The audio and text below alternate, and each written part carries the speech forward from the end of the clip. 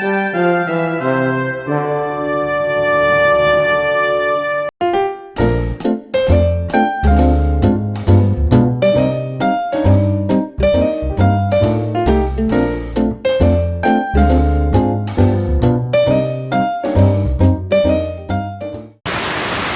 I'm Randall, and I'm standing here in front of beautiful Shannon Falls in Squamish, British Columbia, Canada. But we didn't come here actually to see the falls, because tomorrow we are going to come here on an adventure to see an unusual mountain that's actually above and past these falls, so we have to go up really high. But why are we going on a hike to talk about the perfect tense? Well, you see, a hike goes along a trail that has a beginning and an end, and it's connected with that trail in between. In the same way, the perfect tense joins 2 points, something that came before with something that came after. So there's a situation or an action or a time that connects to something later, and it can include everything that comes in between. But I'm going to explain more about that a little later. So, as I have just said, the perfect tense connects a situation, time, or action that came before with something that comes after. And it also can include the things that come between those 2 points. There are 3 situations for which we use the perfect tense. We use it for time, for cause and effect, and for change over time. There are 2 ways that we use the perfect tense for time. We use it to talk about when something started, and we use it to talk about how long something has happened. The first way is to tell when a situation, a current situation or action started. For example, as you see in the picture, I have waited since 8 o'clock a.m. I started to wait at 8 o'clock a.m.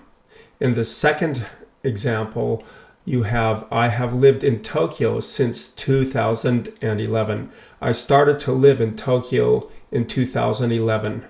For talking about when something started, we use the preposition since. For example, I have lived in Tokyo since 2011. The second way that we use the perfect tense for time is to tell how long a current situation or action has happened. For example, I have waited for 3 hours. Here we use the preposition for. The second example is, I have lived in Tokyo for 5 years. The total time is 5 years.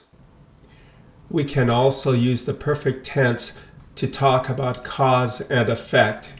We can use it to talk about a single cause that has a later effect, or we can use it to talk about several causes that had a later effect or effects. We could use it to talk about a single cause that has a later result or effect. For example, I have had an accident. That's the cause. And the later result is, I need a doctor. Or we could use it to talk about several causes that have had a later effect. In this example, the causes of his accidents have been that he has often used his phone while driving. He has gone over the speed limit many times, and the driving conditions have been bad lately. Finally, we can use the perfect tense for talking about situations that have changed over time. An example of a situation where something has developed or grown over time is this. The population of the world has grown to about 8 billion people.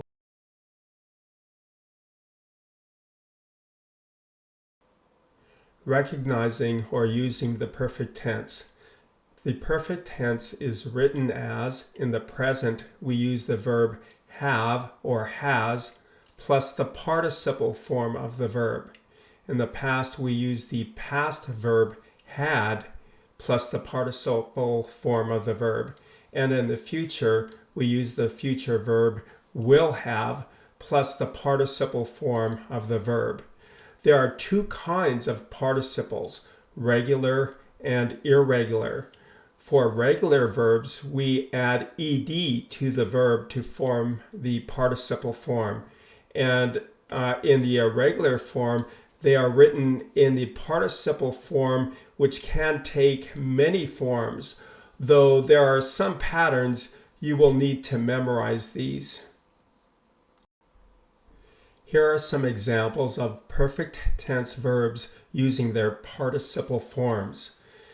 For regular verbs in the present, these all get ed. So in the present you have I have finished, they have walked, he has called. In the past we use the past form of the verb had plus the ed participle form.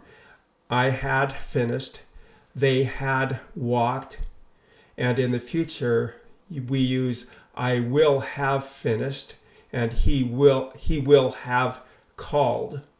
For irregular verbs, the participle verb takes many different forms. For example, in the present you have I have eaten, they have thought about this, she has sold her car. In the past we could say I had eaten, she had sold her car, and the future we could say they will have taken the exam or he will have made dinner. Well, that's a lot to remember, but we need to go on our adventure. Let's start. Come with me on my adventure to this mountain. We will start from my home, the first point, and finish at the mountain, the later point. But many things will happen in between. We also need to prepare for this. Your assignment as we go is to look for examples of how the perfect tense is used for time and for cause and effect. For time, look at the total time and starting time, and for cause and effect, look for how one action or several actions have a later effect. Finally, look for things that happen between the start and the end of different parts of this adventure. Finally, at the end of each part, we will review how the perfect tense was used for that part. The first part of our adventure is the preparation for the adventure. In part 1, the preparation, watch for one cause that results in an urgent need, the effect, and also watch for several steps that result in something being ready to go. There are also some steps in the preparation. Make a lunch, pack the backpack, wax the skis, get dressed, and put everything in the vehicle. Are you ready?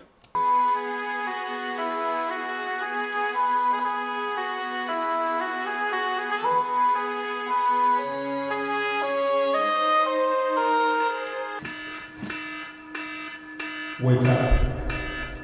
The sun has already risen. You need to go to Squams today. Relax, will you? You've already done a lot of things to get ready. These are the things that I have already gotten ready.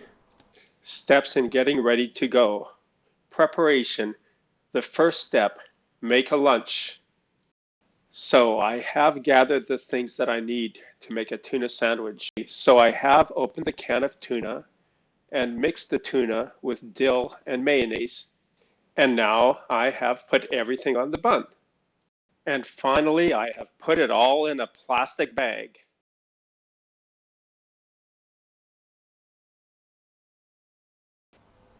So I need some things to take with me on a hike, and I need to put them in a backpack so that I can carry them with me. So the second step in my preparation is to pack my backpack. These are the safety supplies that I need to bring with me. A first aid kit and an emergency blanket. A device with a GPS locator and a GPS map. I also need an emergency whistle and a headlamp in case I come back late. I also need bear spray in case the bears have come out early from hibernation this year. Besides emergency items, I also need to bring water and some snacks. Preparations. Third step, get skis and hiking boots ready. So, I have gathered my skis, ski boots, and poles. I have also gathered my ski socks and hiking socks. The red ones are my ski socks. But in case there's no snow for skiing, I need to bring my hiking boots. But I also need to bring trail crampons in case there is ice on the trail. Okay, there's one other thing that I forgot that I need to do, and that's wax my skis. If you don't wax your skis, you will go really slow, so I'm going to wax them.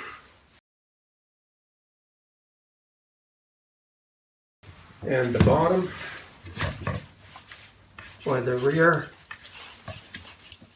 There, so I have waxed my skis, so if I need to go skiing, my skis have been waxed.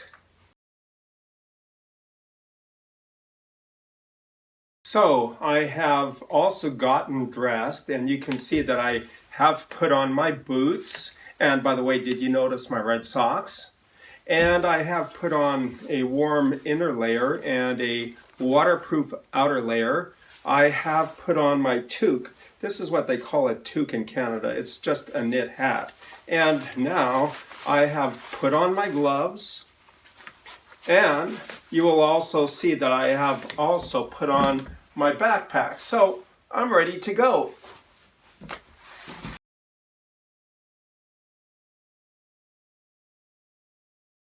So we're almost ready to go on our adventure, and to prepare for going on the road, I have put my skis in the vehicle.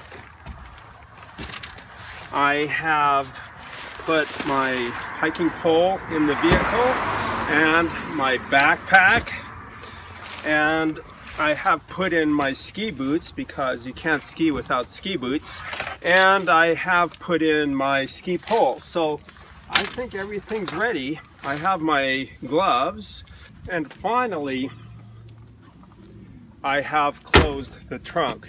So I hope I have not forgotten anything, because that would be bad. But I think we're ready to go. Let's go. So let's review the use of the perfect tense in the preparation for our adventure. In this part, we have an example of one cause, the sun has risen, which has the result of panic and an urgent need to hurry to get ready. We also have an example of several steps that have a result or an effect. Here the cause is several steps for the result. I have put cheese and tuna on a bun.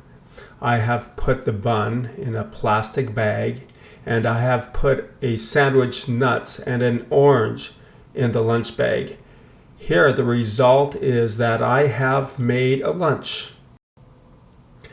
Another example of several steps that have a result is this.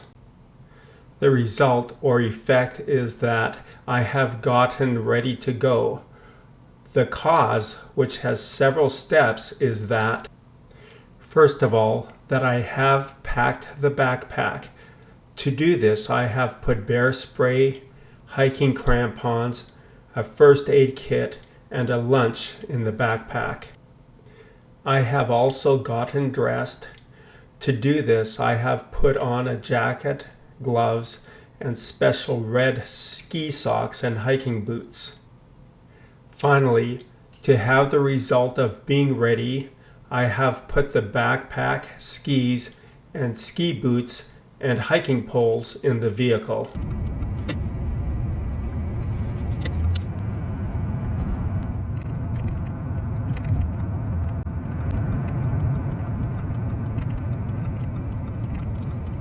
So we have just arrived at the place where our hike is going to begin, and the time is 1:25. So we started at about 12 o'clock noon, so it has taken about 90 minutes or an hour and a half. Remember the surprise that I was talking about? Well, it's here. This is part 3, the surprise. Watch for how much time did it take and when did it start? Remember that surprise I was telling you about? Well, our hike starts up pretty high, so we need to take a gondola to get to the starting point. Now, before we start our hike, I need to check the trail conditions. Just wait, I'll be right back.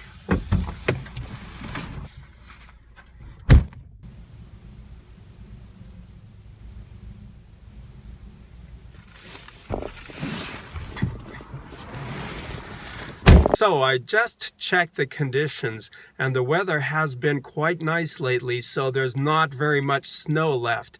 So I won't be going skiing. Now, the person in the at the desk said that there could be a little bit of ice, so I'm going to bring my trail crampons or spikes with me just in case there's any ice. But it looks pretty good so far. So I have grabbed my trail crampons and my hiking pole, and I have bought a ticket for the gondola, and I have put on my backpack. So the adventure begins.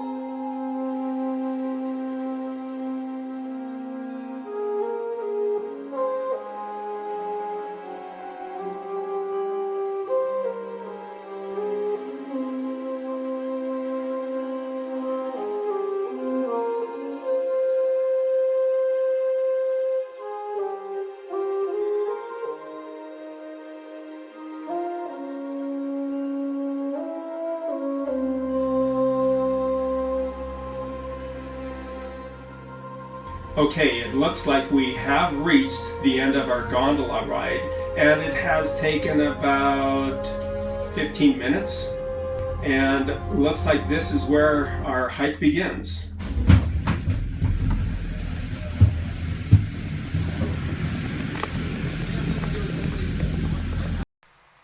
Let's review the use of the perfect tense in part 3 of our adventure, the surprise. First of all, when did it start?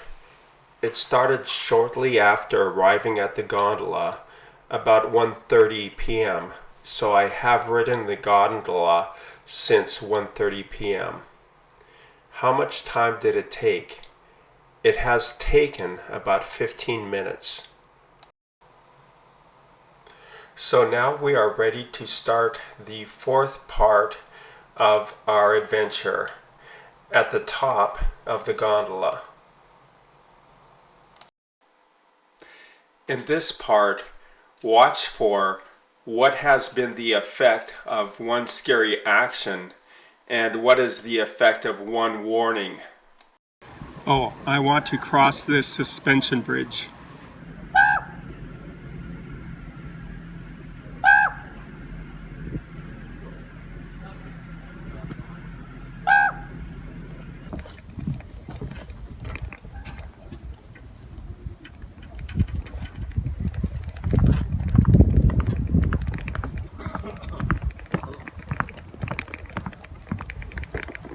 It's a bit shaky.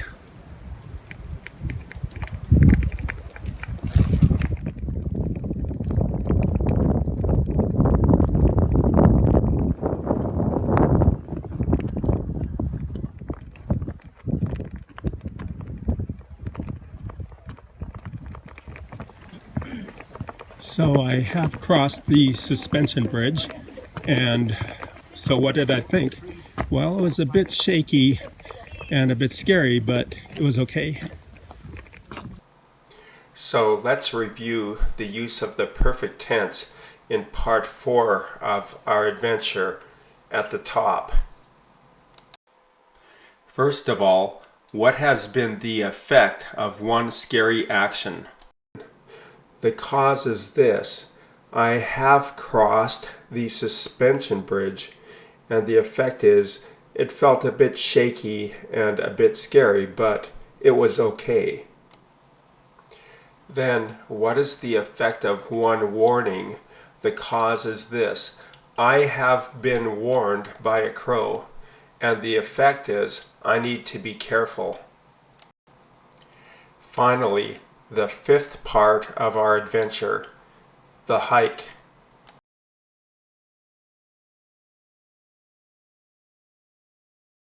So I need to check the map. Looks like we are right here. This is the start of the trail, and I need to go along here. It's kind of a road, and then along this road here,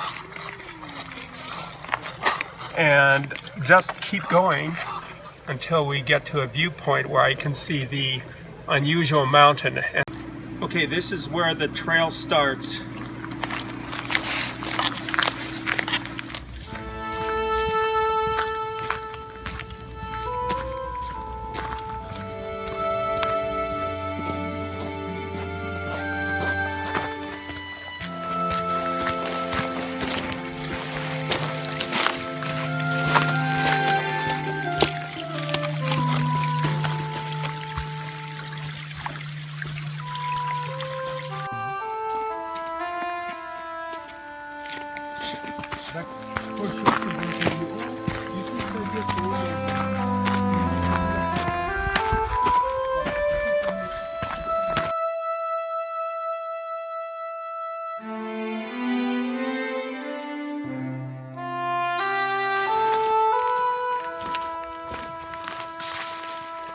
So I have found a log to sit on, and I have packed a lunch. So I'm going to eat. Let's see, I have packed a sandwich and some nuts and an orange. So I think I'll start with the sandwich. So remember, I took a bite out of the sandwich at home because I was hungry.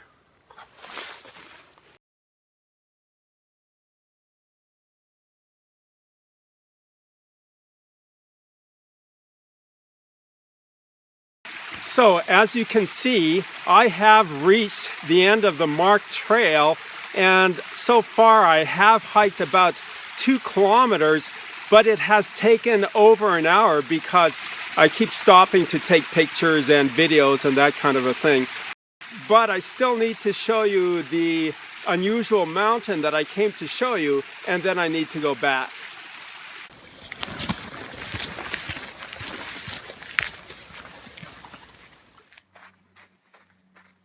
As you can see, I have reached the unusual mountain that I came to see, and the result is, wow, I'm amazed.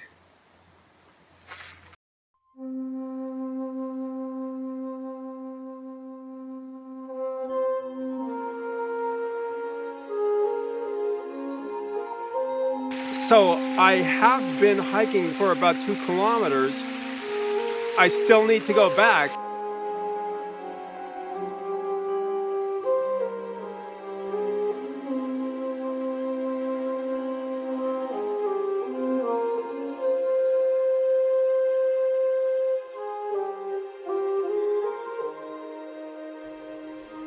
So let's review the use of the perfect tense in part 5 of our adventure, the hike. First of all, when did it start? So I took the gondola to the top and arrived at around 1:45. But then I crossed the suspension bridge and checked the trail map. So I have hiked since 2 o'clock. Well then, how much time did it take? It has taken about an hour so far. How did we use the perfect tense to talk about cause and effect? What causes had some sort of result or effect? The first cause is, I have found a log to sit on. The effect is, I will eat my lunch. The second cause is, I have walked on many rocks. My feet hurt. This is also an example of what causes have had a gradual effect over time. So, on my hike, I have walked over many rocks. So, my feet hurt. You could say, the more I walked on the rocks, the more my feet hurt. Another example could be, I have taken many steps. So, I have hiked about 2 kilometers one way. As I hiked, more kilometers were added. Another use of the perfect tense is to look at what has happened between 2 points in time. For example, if I say, have you ever been to Paris? That means from the time that you were born and until now, what has happened between those 2 points in time? Have you been to Paris?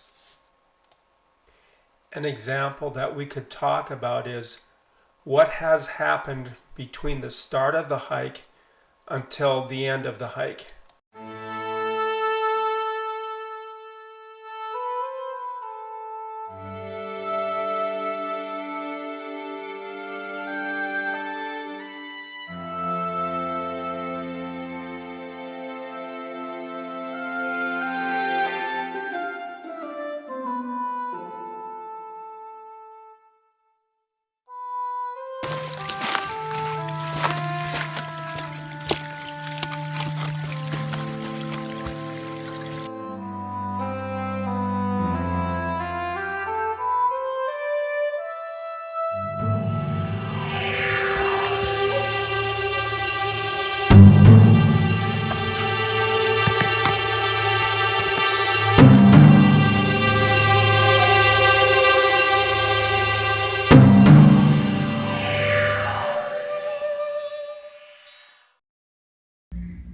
Okay, the sun has set, and that's the end of our amazing adventure. The whole thing has been an amazing experience.